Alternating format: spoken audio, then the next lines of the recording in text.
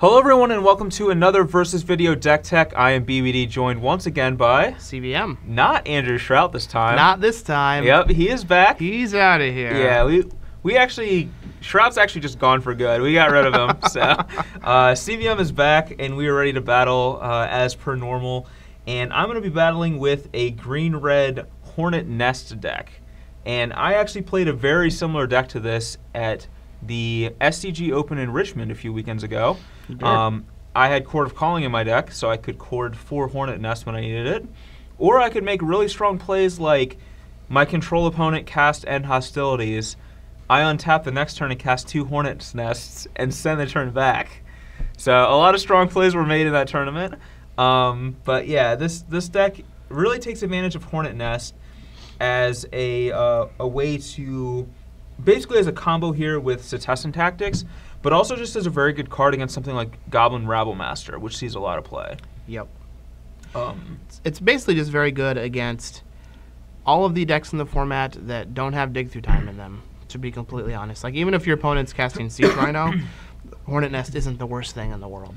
I will tell you, I had a Hornet Nest get downfalled, followed by another one get utter-ended in the Open I played because my opponent wanted to attack with Siege Rhino. So what can I say? Hornet Nest was in the way.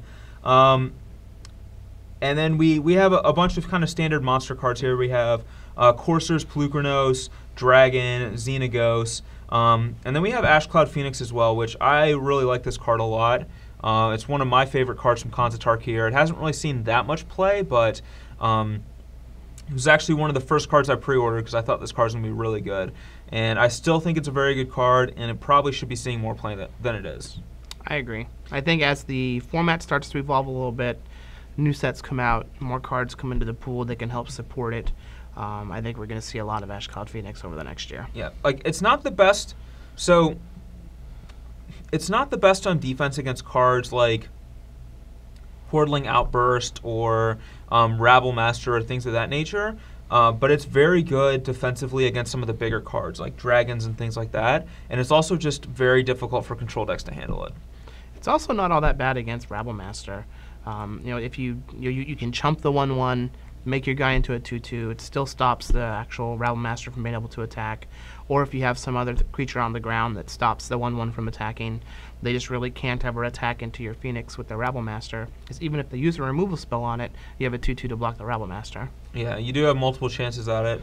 And then there are 2 copies of Chandra, Pyromaster, and this is my new favorite standard card right now.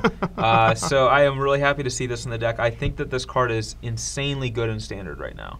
So I think that's a great inclusion, especially with things like Hornet Nest into Chandra that really make it very difficult for your opponent to kill Chandra, and she can start to run away with the game. And there are not a lot of heroes downfalls right now. It's like a build your own Bitter Blossom. It is, yeah.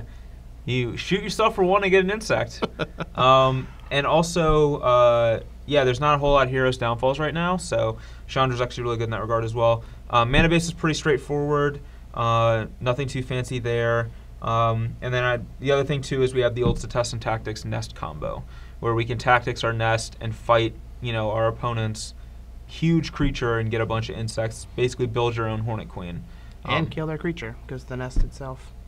Oh, does this not have Death Touch? It does not have Death Touch, actually. Man. I thought it had Death Touch. It doesn't. But you can do things like end of turn, Setessan Tactics my Nest and my Pelucranos, fight my Courser with my Nest, fight my Pelucranos on my Nest, get get a bajillion dudes, yeah. So there are things like that you can do too, because it doesn't have Death Touch. But yeah. Anyway, that's the main deck for this green-red monster deck. Let's go ahead and look at the sideboard. All right, we are back with the sideboard here, and as you can see, we have a lot of different things, but a lot of the same thing too. So there's a lot of cards that you usually see in the main deck. Yes, of a lot of decks. There's a lot of main deck cards in the sideboard, such as Reclamation Sage. I mean, we're getting there. Yeah, but we have Lightning Strikes and Arc Lightnings in our sideboard, and I really like this decision a lot. In fact, when I played the Nest deck, I played 4 Lightning Strikes in my sideboard as well because Mantis Rider is really the only reason. The card Mantis Rider. Yep. So having Lightning Strike and Arc Lightning as 2 different ways to kill Mantis Rider. Arc Lightning also being very good against Rabblemaster, where you can go 1 to the token, 2 to the Rabblemaster. the turn after they play it. That's really the reason for this as the removal spells here, because a very cheap aggressive flyer is really one of the biggest drawbacks to this deck, and one of the few ways that you're going to lose really quickly to any deck. Yep. Rabble Master is just a really easy swap for Hornet Nest in matchups where Nest is bad. So, if your opponent's like Dismal Backwater Go, you're probably not going to want Hornet Nest in your deck. Probably not. Rabble Master would be a lot better there, so you can make that swap.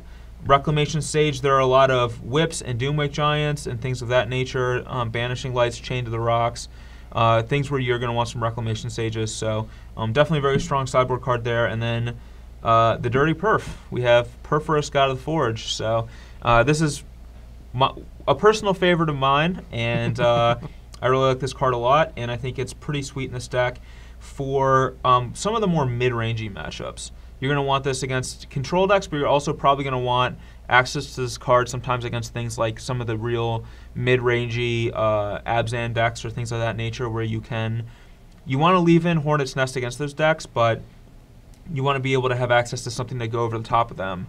Yep. And Perforous lets you do that by, if your Nest blocks a Siege Rhino, you get 2 insects and get to deal them 4. Or, if you tactics your Nest and fight, whatever their big creature is, you're going to get a bunch of insects and hit them for a lot and probably kill them on the next turn. Yep.